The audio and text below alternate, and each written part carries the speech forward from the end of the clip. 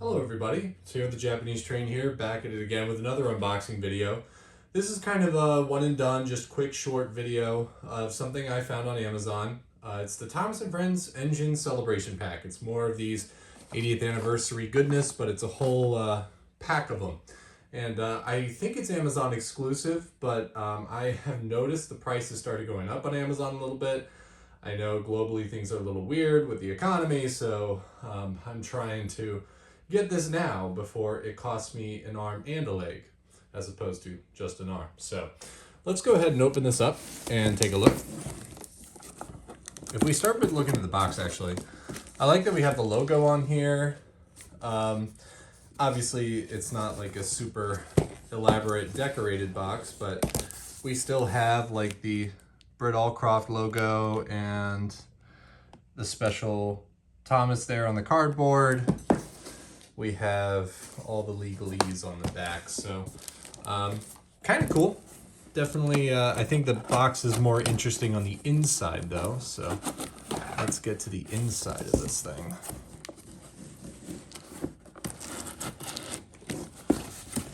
All right. Ta-da! Look at that reveal. This is pretty neat. It'll stay up. We have this kind of coloring page situation here with the 1945 Sodor. That sort of interesting edit of Thomas, although I don't know if you guys can see right there, mine is smudged. That's kind of unfortunate, but there's the outside of the box, or in the inside cover. Here is the reveal. Ooh, I like that. I like how you reveal it just by opening that flap there. If we look at the front here at the box, you can tell, especially if you look at Henry, maybe Gordon as well, the way that Gordon has practically no room on the running board there, that it looks like they traced over the merch item and then put the CGI face on. It's kind of interesting. It's a little weird. Like, why is Knapford gold or yellow? Why do we have like AEG stuff here? It's kind of bizarre. The rails are gold, so I'm sure that's got something to do with 80th anniversary, but it's like they're slamming a bunch of eras together here. It's kind of interesting, but let's go ahead and take a look at the items in here, because that's pretty much why I got this. It comes with 2 die-casts and 3 motorized. And if you've already seen, wow, that's actually tough to get out. Let's just push that aside.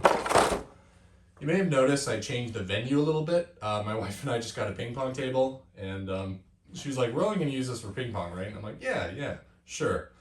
Just for ping pong. Anyway, if we take a look at Thomas, push him out. They really put these in there good, I'm telling you. Oh, there we go. There he is. With definitely interesting compared to the Thomas I got at Walmart. I have a video on this if you want to go watch that, but definitely less detailed. Although I do like that this Thomas doesn't have the weird water splash. I knew what I was getting into, but I don't like the unpainted buffers and the lack of a painted running board, because if you're going to do that for some of them, but not all of them, then what's the point, you know? Also, my windows are slightly wonky, but I won't cry about that because I have a perfectly good Thomas right here. So, the next item I'll show you is Percy. Now, Percy's cool.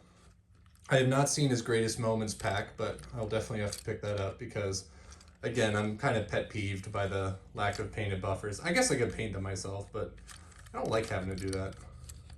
The shape is definitely a big improvement over what we had. I mean, just look at that. Let's look how god-awful this Percy from Trackmaster 2 looks like compared to the new one. That's insane.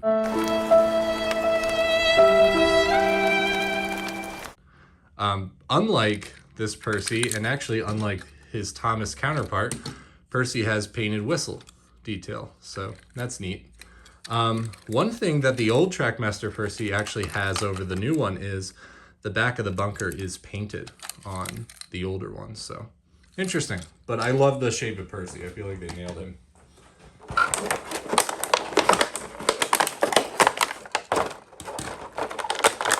Here's Gordon. Gordon is actually the hardest for me to find at Walmart right now. I have seen just about all of the other ones. The very first time I saw these in the store, I got Thomas and Scotsman. They had Gordon, but I decided not to get him. I'm kind of regretting that because I haven't seen one since. So this one will have to do for now. Pretty much I agree with what everyone has criticized this for with the running board situation, but they did do that so he can look nice and big compared to Thomas. But again, I'm just glad that we have a new Gordon, that there's new merch to get excited about. I feel like the more I look at this Gordon, the less I hate it. I don't know, you might disagree with me, but other than that, mine has some wonky printing, which always drives me insane with the windows. But face looks pretty cool. All right, so now let's look at the die casts. Put those there. First off is James, and I'm really glad I got this pack because I did manage to find a Diecast James when I went to Scotland, actually. Oh, hey! And I brought it all the way back to the States, and then about a week after I came back, turns out that you could just find these at Meijer and stuff anyway. So now that I have one extra, that I'll just keep this one in the box, and it'll be a nice memory of my trip. But if we open James up, props to Mattel for locking these away in prison. They are really in there. But there's James, the number 5. Printing's pretty good on him. People have complained about the slanting on the cab. I don't have an issue with it whatsoever. We have the painted whistle detail. And just like in my 80th anniversary Mattel Ruby collection, Thomas, that thing is very weighty and it rolls very nicely. So there's James. And last but not least, pretty much the reason I got this pack, the gorgeous Henry. Yeah, he's not perfect. He's missing a splasher here. I feel like this part of his tender buffer beam should be red, but my gosh, the last time I got this excited for Henry in some sort of merchandise line, we're talking about TWR 2022, talking about 3 years ago. The face is awesome. I may have to get another one of these and put this on my custom of Henry because it's like the perfect combination of the CGI face plus the model face with a bit of a Railway Series feel to it. If this is anything like the TWR, or not TWR, like the Thomas 2026 series is going to be, then I'm a super happy camper, that's for sure. And I love the side rods. I wish they were metallic like the Ruby Thomas, but again, can't complain. Oh, okay, bye, Henry. No, Henry, no! And he fell. Oh my goodness.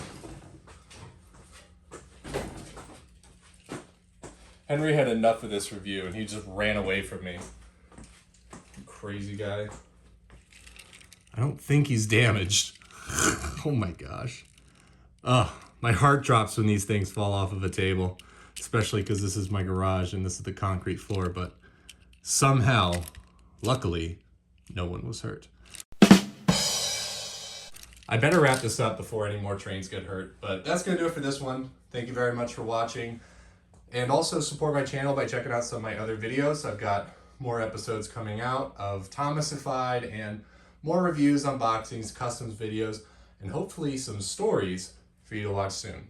Thank you very much. I'm here with the Japanese Train, signing off. See you in the next one. Wasn't until I was finished with the video and took off this playmat that I realized I forgot to talk about this. A lot of people think this is AI, but I don't know. I think it's just some sort of like Photoshop job. I don't really think this is AI, even though it's not super accurate, but I can't really hate this. We got classic Thomas back. What more do you want, people? All right, that's it. Bye.